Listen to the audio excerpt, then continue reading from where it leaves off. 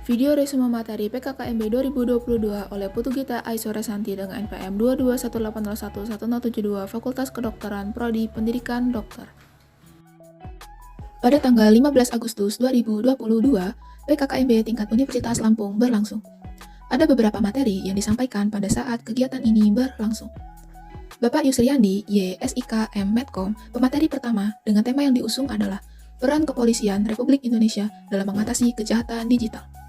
Bapak Yusriandi menyampaikan secara garis besar terkait Undang-Undang ITE dan berbagai kejahatan yang ada di dalamnya, dan banyak terjadi di Provinsi Lampung. Undang-Undang ITE merupakan satu atau sekumpulan data elektronik, tetapi tidak terbatas pada tulisan, suara, gambar, peta, rancangan, dan lain sebagainya, yang dikelola dengan cara kode akses atau simbol yang telah dipahami oleh orang yang mampu memahaminya. Undang-Undang ITE juga ada pasal-pasal tentang perbuatan yang dilarang yang termuat pada pasal 25 sampai dengan pasal 37. Sedangkan pasal-pasal yang mengandung tentang ketentuan pidana ada dalam pasal 45 hingga pasal 52. Rasa aman muncul dalam diri kita karena adanya teknologi informasi ini. Terjaminnya kepastian hukum pun pasti karena adanya ini juga. Sehingga apabila terjadi penyalahgunaan ITE, sudah terjamin kepastian hukumnya. Tujuan pemanfaatan teknologi informasi dan transaksi elektronik yaitu mencerdaskan, mengembangkan, meningkatkan, membuka, dan memberikan rasa aman, dan lain sebagainya. Pelanggaran di dunia maya ada 6, yaitu pelanggaran situs web, penipuan online, pencemaran nama baik, penipuan kartu kredit, illegal access, dan judi online. Jangan takut untuk meminta maaf apabila melakukan kesalahan dengan tulisan yang dibuat dengan menyimpulkan opini publik yang merugikan seseorang. Bila ada kejahatan ITE, cepat laporkan kepada pihak kepolisian. Dilanjutkan dengan Ibu Dr. Susetya Herawati, ST MSI, selaku pemateri 2 dengan tema Pengembangan Karakter Mahasiswa sebagai Intelektual dan Anti Kekerasan. Bullying atau perundungan adalah segala bentuk penindasan atau kekerasan yang dilakukan dengan sengaja oleh satu orang atau sekelompok orang yang lebih kuat atau berkuasa terhadap orang lain dengan tujuan untuk menyakiti dan dilakukan secara terus-menerus.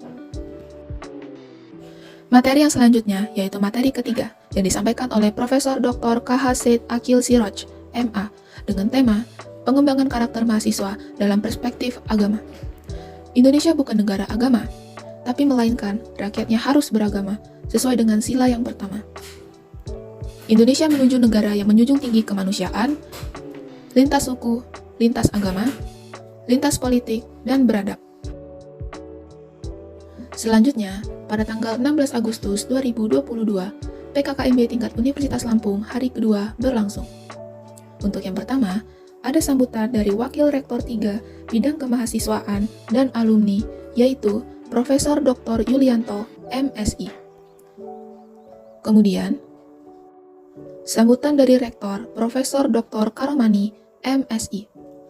Dilanjutkan sambutan dari Wakil Rektor 1 Bidang Akademik, yaitu Profesor Dr. Heriandi, MS.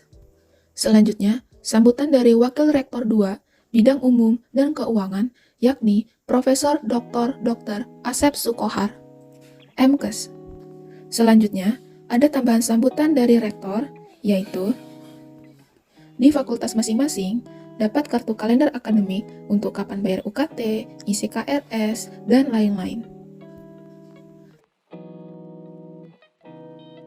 Setelah itu, masuk ke bagian pemaparan materi. Tema materi pertama adalah MBKM, Merdeka Belajar Kampus Merdeka, yang dimoderatori oleh Dr. Muhammad Nur Wahidin, MSI, dan Wakil Rektor Bidang Akademik, yaitu Profesor Dr. Heriandi, MS, sebagai pemateri. Isi materi berupa latar belakang visi Indonesia 2045, yaitu berdaulat, maju, adil, dan makmur. Pilar visi Indonesia 2045, tantangan industri 4.0, globalisasi, bonus demografi. Indikator profil pelajar Pancasila, dasar hukum Merdeka Belajar Kampus Merdeka, tujuan Merdeka Belajar Kampus Merdeka, hak-hak mahasiswa, kewajiban perguruan tinggi. Dilanjutkan dengan materi kedua oleh Profesor Dr. Asep Sukohar, Esket MKes SPKK LP. Beliau merupakan Wakil Rektor Bidang Umum dan Keuangan. Pada materi ini, dibahas tentang kesadaran lingkungan hidup manajemen risiko untuk kampus yang sehat. Isi materi berupa pengertian lingkungan hidup, permasalahan lingkungan hidup di Indonesia dan dunia, seperti lingkungan alam, buatan, sosial, pengelolaan lingkungan hidup menjaga kelestarian bumi, seperti 3R, mengelola sampah, menjaga kelestarian sumber daya alam, waspada pemanasan global.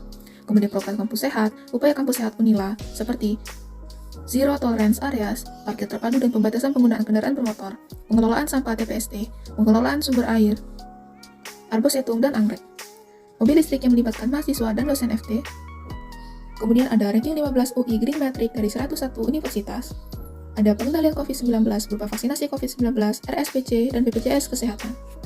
Kemudian perlunya manajemen resiko dan contoh manajemen resiko terhadap lingkungan. Materi ketiga oleh Profesor Dr. Yulianto MSI dan dimoderatori oleh Ibu Tuti dengan tema Etika dan Norma dalam Kehidupan Kampus, namun dipersempit menjadi pengembangan karakter mahasiswa. Isi materi, di dalam dunia perkuliahan, kita harus tahu bagaimana menjadi mahasiswa yang cocok dengan kondisi kekinian 4.0.